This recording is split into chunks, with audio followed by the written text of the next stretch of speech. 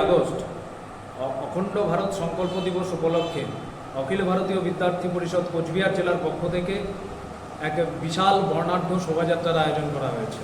তেরোমা যাত্রা 130 মিটারের তেরোমা থাকবে। সেই তেরোমাটা নিয়ে এক বর্ণাঢ্য শোভাযাত্রা হবে।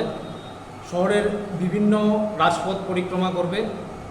মূলত শোভাযাত্রাটা শুরু হবে কোচবিহার মদনমোহন মন্দির যে রয়েছে সেই মদনমোহন বাড়ির সামন থেকেই শুরু হবে এবং কোচবিহারের বিভিন্ন রাজপথ পরিক্রমা করে আবার কোচবিহারের যে মদনমোহন মন্দির রয়েছে সেখানেই আবার শেষ হবে এবং সেই শোভাযাত্রা শেষে আমাদের দেশপ্রেম এবং মূলত আপনারা সকলেই অবগত আছেন যে বর্তমান পরিস্থিতিতে আমরা যদি লক্ষ্য রাখি তো দেখব আমাদের যে প্রতিবেশী রাষ্ট্র যেগুলো রয়েছে বাংলাদেশ এবং পাকিস্তান, সেই সমস্ত রাষ্ট্রের সার্বভৌমত্ব, সেই সমস্ত রাষ্ট্রের আভ্যন্তরীণ গণ্ডগোলে তারা একেবারে বিপর্যস্ত হয়ে রয়েছে।